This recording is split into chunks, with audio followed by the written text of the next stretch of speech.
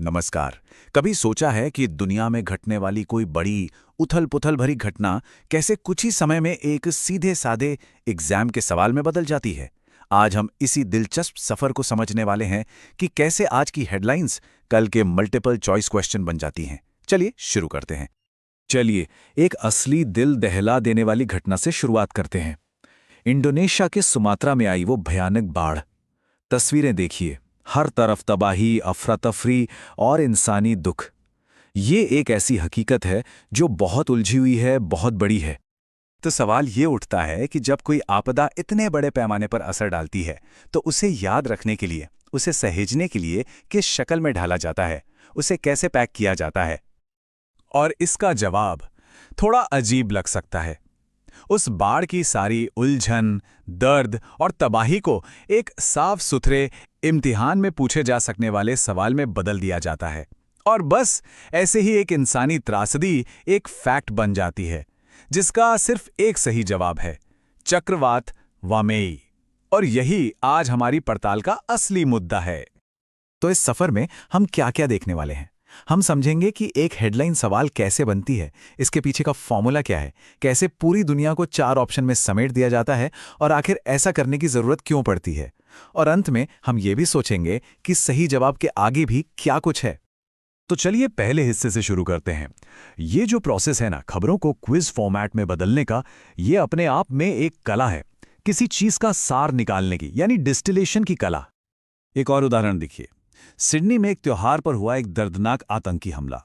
ये एक बहुत ही इमोशनल और उलझी हुई घटना है, लेकिन एग्जाम के लिए ये क्या बन जाती है? एक सवाल जिसका फोकस सिर्फ एक चीज पर है: डेटा। कितने लोग मारे गए, हमलावर कौन थे, इमोशंस और पूरा कॉन्टेक्स्ट, वो सब पीछे रह जाता है।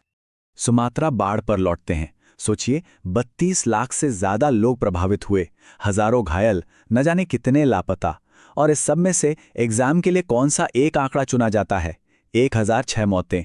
सारी इंसानी पीड़ा और कहानी को हटाकर बस एक नंबर छोड़ दिया जाता है जिसे याद किया जा सके। तो हमने ये तो देख लिया कि कैसे उलझी हुई खबरों को सीधे सरल फैक्ट्स में बदला जाता है, पर इन फैक्ट्स को पेश करने का भी एक खास तरीका होता है, एक फॉर्मूला होता है। आइए अब उस ब्लूप्रिंट को समझते हैं जो इस तरह का कंटेंट बनाने में इस्तेमाल होता है। हमारे सोर्स मटेरियल में मिला ये एआई वीडियो प्रॉम्प्ट इस फॉर्मूले को बिल्कुल साफ कर देता है।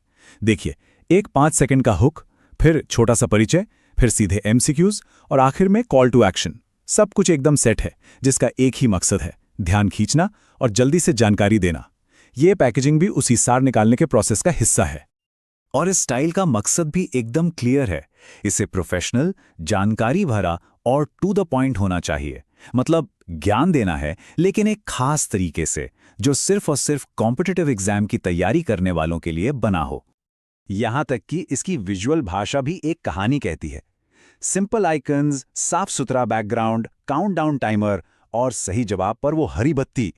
ये सब इसलिए डिजाइन किया गया है ताकि ध्यान सिर्फ और सिर्फ जानकारी पर रहे और कहीं नहीं।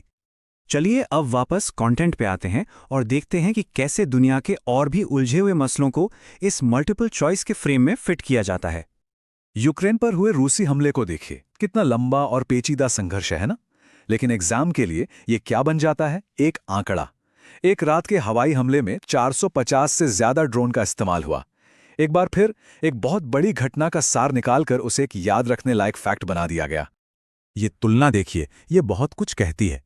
एक तरफ है बॉर्डर पर चल रहे संघर्ष की पूरी हकीकत, जिसमें नाकाम बातचीत है, तनाव है, कर्फ्यू है, और दूसरी तरफ है एग्जाम का फैक्ट कि 5 लाख लोग भाग गए। ये साफ दिखाता है कि गहरी समझ और सिर्फ फैक्ट्स याद रखने के बीच कितना बड़ा समझौता किया जाता है। और ये जो प्रोसेस है, ये हर सब्जेक्ट पर लागू होता है। डिप्लोमेसी हो, हेल्थ हो या एनवायरनमेंट। बेलारूस में कैदियों की रिहाई को अमेरिका से बातचीत से जोड़ा जाता है, एम्स की स्टडी को उसकी मेथोडोलॉजी से, और दिल्ली के स्कूलों को एयर पोल्यूशन से। हर घटना का एक निचोड़, एक टेस्ट में पूछा जा सकने वाला फैक्ट तैयार कर लिया जाता है। तो अब सबसे जरूरी सवाल पर आते हैं। आखिर इस फॉर्मेट की जरूरत ही क्यों है? ये इतना पॉपुलर क्यों है? इसका जवाब छिपा है उन लोगों में जिनके लिए ये बनाया जाता है। ये सारा कंटेंट उन लाखों उम्मीदवारों के लिए बनता है जो यूपीएससी, एसएससी, बैंकिंग और दूसरी सरकारी नौकरियों जैसे मुश्किल एग्जाम्स की तैयारी कर रहे हैं।